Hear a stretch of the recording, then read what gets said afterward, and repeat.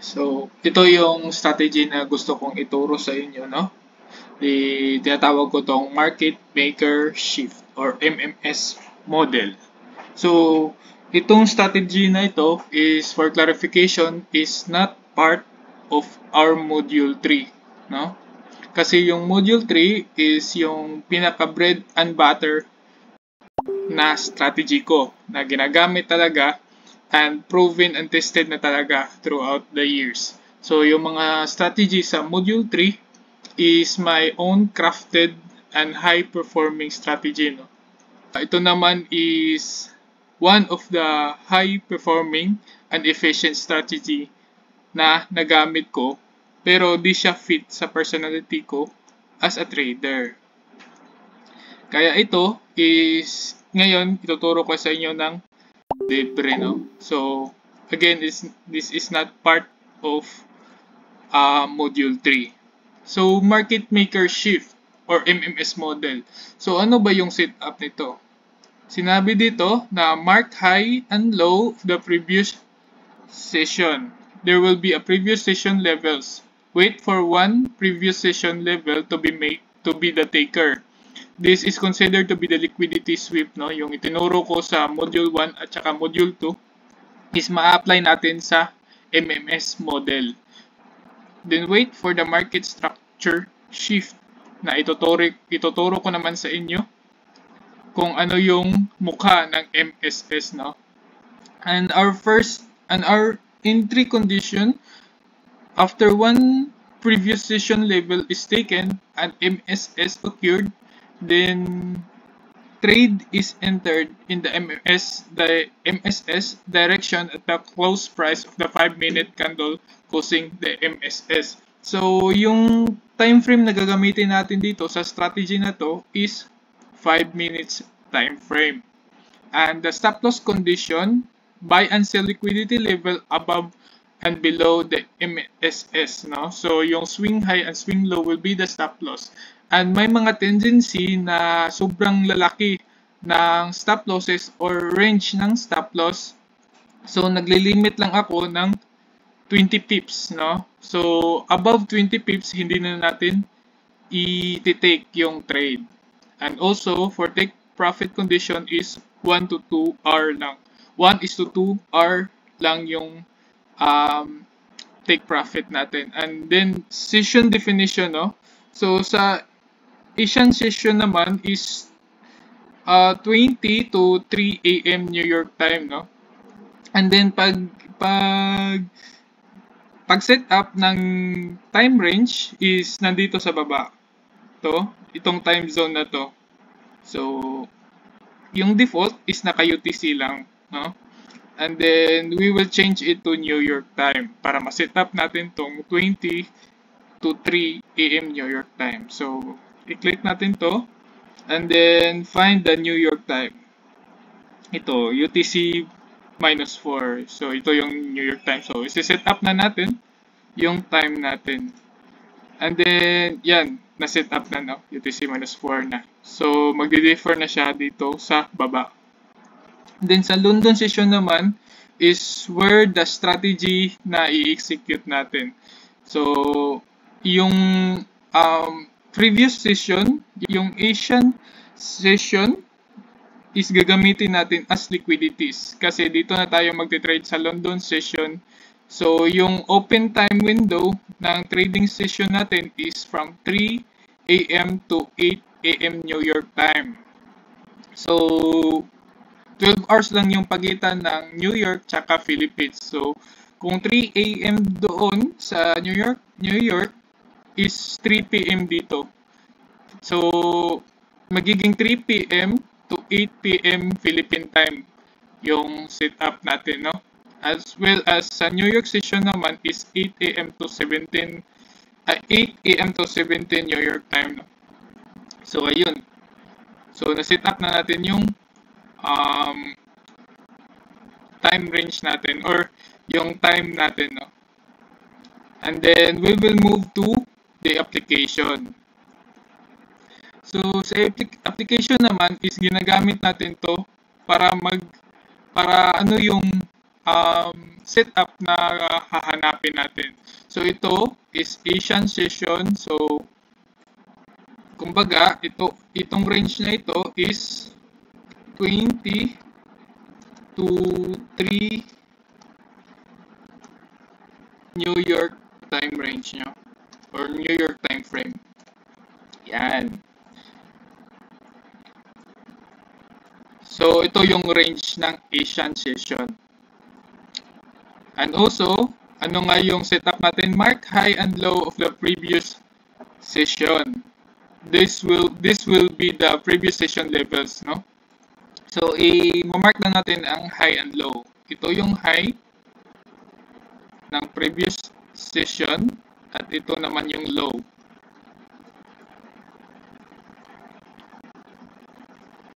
Yan. Yan yung low and high. So, sabi dito, wait for one previous session level to be taken. This is considered to be the liquidity sweep, then the wait for the market structure. So, same lang din sa module 2, no? So, either we hit this area or we hit this area first, no? And then we will study about the market shift naman. So, market shift. So, sa London session, since dito tayo mag-i-entry ng trade, so unang hanapin natin is dapat either may mag-breakout dyan. Halimbawa, dito sa taas, nakuha niya yung liquidity dito. We will expect market structure shift. So, ano ba yung market structure shift?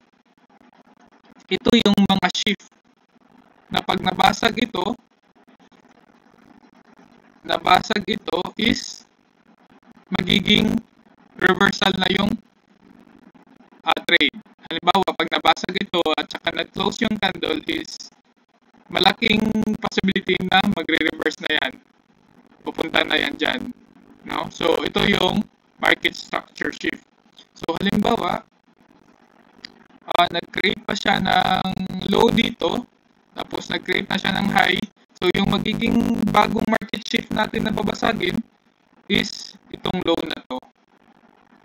Okay? And then, pag nabasag niya, and then nag-close siya dito, nag-close yung candle dito, nabasag niya tong low, nito, so ibig sabihin may market shift na tayong nangyayari. Okay? And then, we can enter here.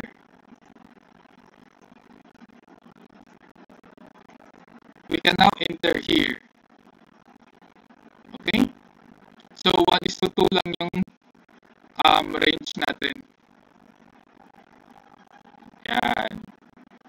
So, remember na kailangan niya mag-candle close below this level pag sa downtrend, yung bias. So, mangyayari niyan, pag naka-close ito is malaking porsyento na bababa talaga siya. At i-hit niya yung kabilang liquidity din. Okay? Yan yung market shift.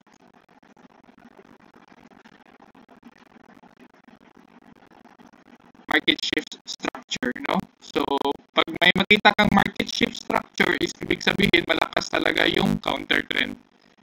Yan. So, always depend on the latest market structure shift or ito yung pinakamalapit na market structure shift na kailangan niyang basagin. So, dito tayo magdidepende. Hindi dito, hindi dito. So, yung pinakamalapit niya talaga yung dapat basagin. Tapos, pag nag-candle close is pwede na tayong mag-short or mag-entry ng trade ng 1:2.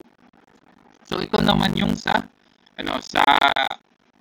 short trade idea ng strategy na ito. For example, gagawa tayo na ng uptrend bias. So, dapat ma-hit niya muna yung liquidity low. Hit niya yung liquidity low.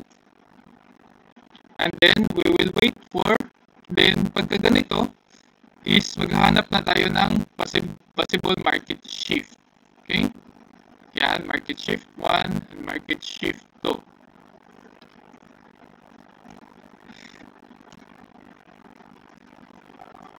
Market structure shifts, no? And then, halimbawa, kung mahina pa din, is mag-create yan ng market structure shift again, and then mag-create ng low. So, may bago na tayong market shift level. Yan. So, hihintayin lang natin na basagin ito. And then, makita natin na nag-candle close. Pagka nagka-candle close na yan, is pwede na tayong mag-entry ng trade. Dito yung pinaka-lowest point at saka pinaka-highest point. Diyan tayo maglalagay ng stop loss. Okay? And hit 1 is to 2 R. Yan. So, malaking porsyento na i-hit niya yung sa kabilang liquidity. Okay? So, yun lang yung market maker shift na strategy natin. So, in a theory, ganito lang yung mukha ng MSS model natin. Okay? So, halimbawa, pag magpas na ng 8 AM, halimbawa, for example, lumagpas na siya ng 8 AM, halimbawa, nag-consolidate lang siya dyan sa loob ng 5 hours, and then sa 8 AM is nagkaroon na siya ng market shift, is sa London, sa ano na naman yan, sa New York session na naman yan. No? So, pwede nyo pa rin i-trade yan with the same structure.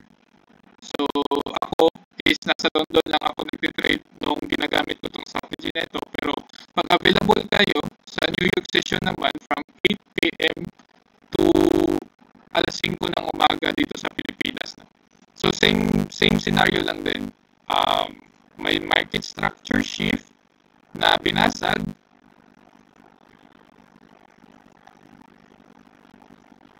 And then, nag-close yung candle. Diyan, nag-close yung candle body.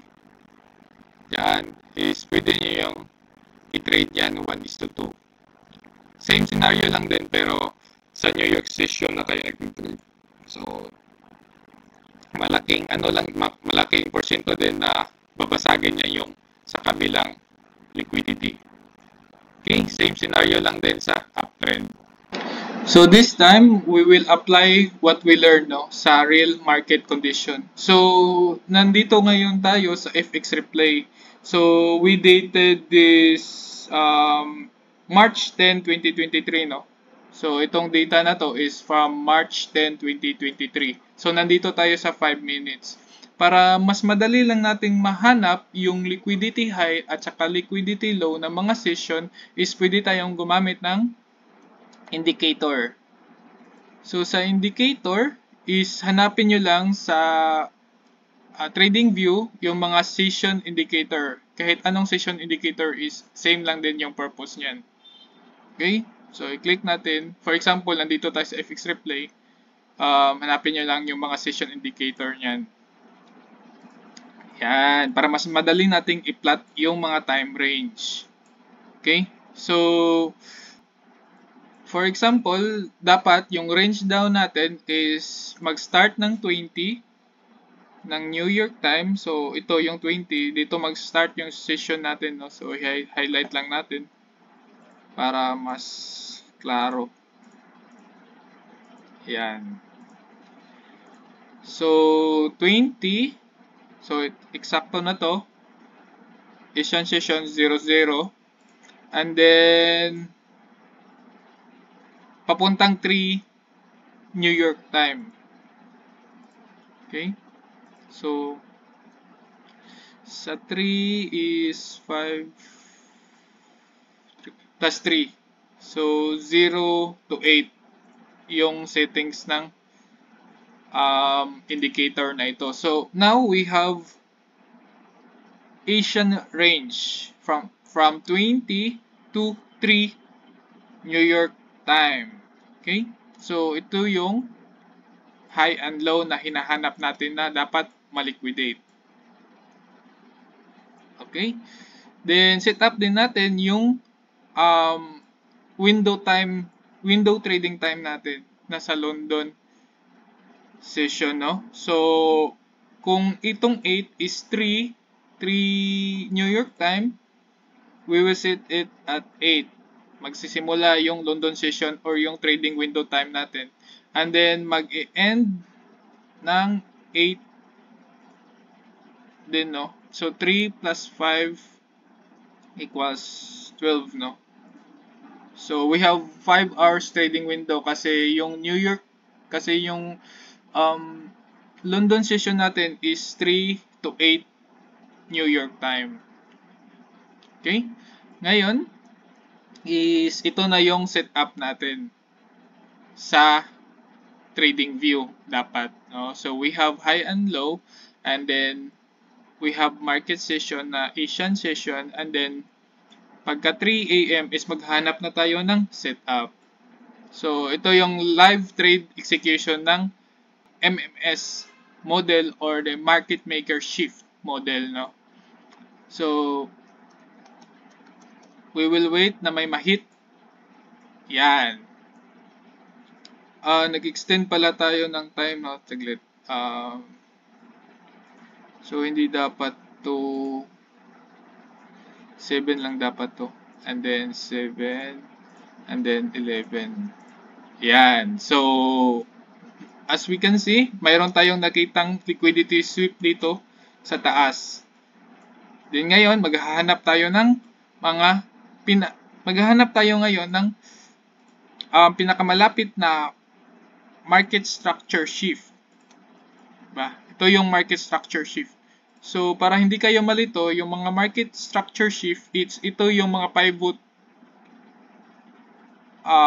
points, no? Ito yung mga swing points na hindi na binalikan. So, para mas madaling intindihin is dapat naka-V yung mga pivot natin, no? Naka-V. Bawa ito naka-V. Yan. Naka-V. Ayan. So, yung mga naka-V na yan is yan yung mga pivot points natin or market structure shifts point natin.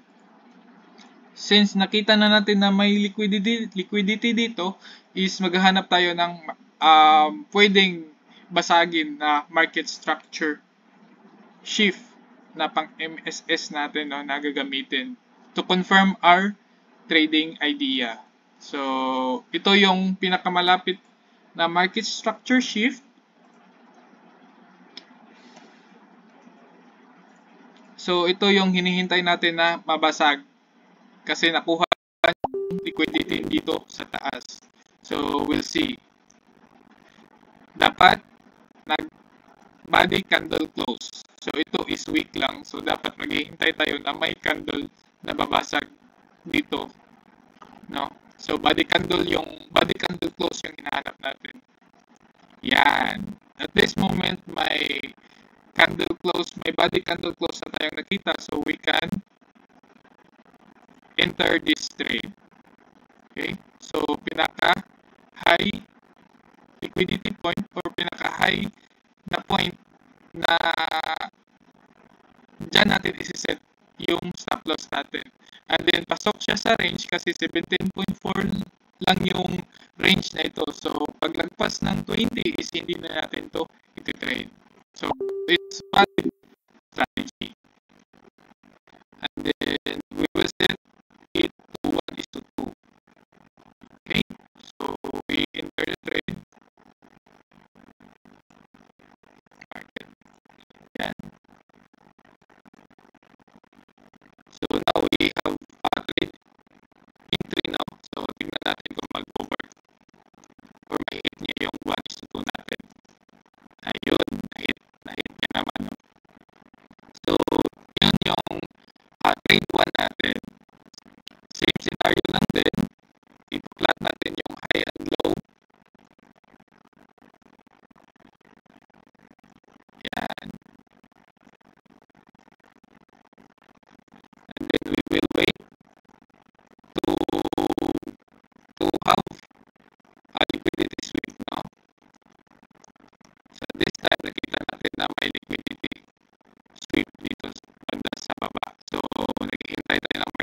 structure shift.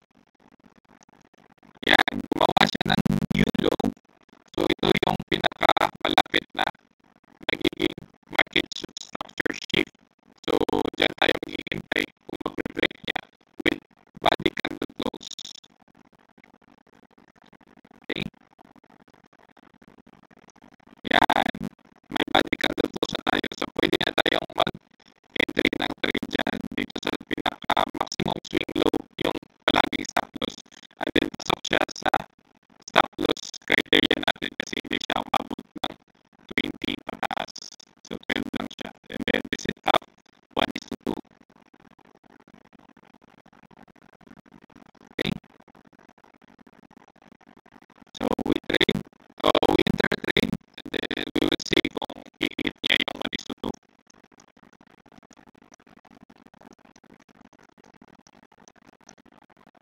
Ayan, na-hit niya naman. No? So ganun lang siya guys. Ganun lang itong model na to. Market maker shift. So napakadali lang. And then we will move to the next day.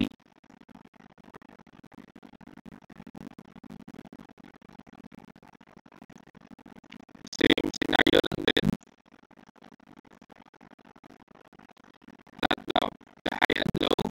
And then we will wait kung saan unang ma-hit. Yan, unang na-hit yung sa baba. So we are now kababayas na maglulong siya pataas. And then sobrang lalim ng inabot niya. So hindi ko siya i-trade kasi yung sa module 2 is dapat kukunin lang yung liquidity dito. Diba? So mag-liquidity rate na siya tapos mag-hit siya dito sa pataas. And then mag-continue sa direction niya. Okay, so in this scenario is sobrang lalim niya. Hindi natin ito pwedeng kunin or hindi natin ito pwedeng consider siya trade. So we will wait sa next day. Okay. Yan. So we have now high and low. And then we'll wait for a sweep. Yan. Nakita natin na may liquidity sweep na dito sa taas. So we are now finding yung market structure shift natin. So dito yung pinakamalapit na market structure shift. Okay. So we'll see anong gagawin niya. And then gumawa pa siya ng another market structure shift. Okay, so naka-V pa din yan. So sa 1 minute, naka-V pa din yan. Okay. Yan, naka-V pa din yan sa 1 minute. So sa 5 minutes is pwede natin ito i-consider na market structure shift. So pwede tayo mag-depend dito. Okay. So we'll wait na mabasag ng market shift level natin and then mag-close yung candle below.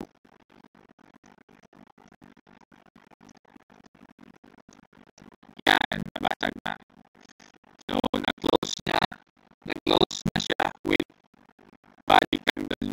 So i-short na natin to and then the maximum swing is magiging stop loss natin. And again, pasok lang siya sa stop loss criteria natin kasi 17 lang to. And then 1:2.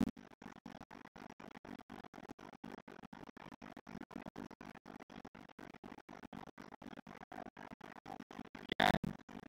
Place order. Okay. So we are now enter the trade.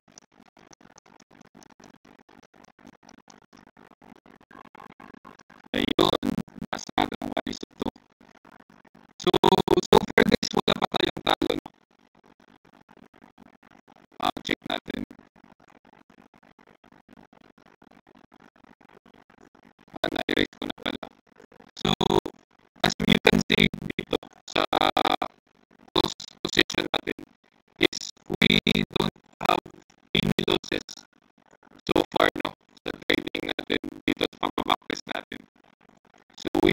zero na standing dito sa strategy natin ngayon. And then, nag-start tayo sa 13. So, Monday, no? So, whole week natin itong itatry yung strategy natin, no? So, this is Thursday ngayon. So, we will have a 1 week backtest result ng strategy natin, no? So, Friday is the last day of the week. So, try natin ulit.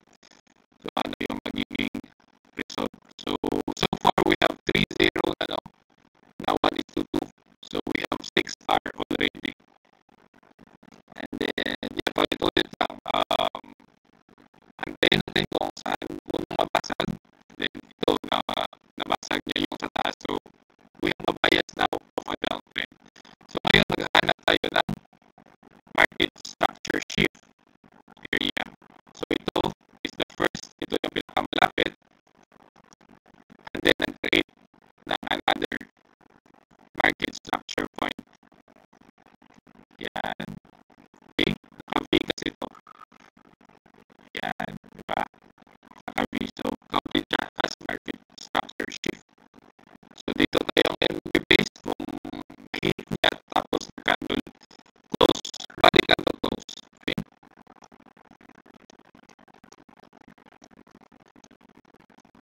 Yan. Nag-body candle close na siya. As you can see. So, pwede na tayo mag-entry dyan.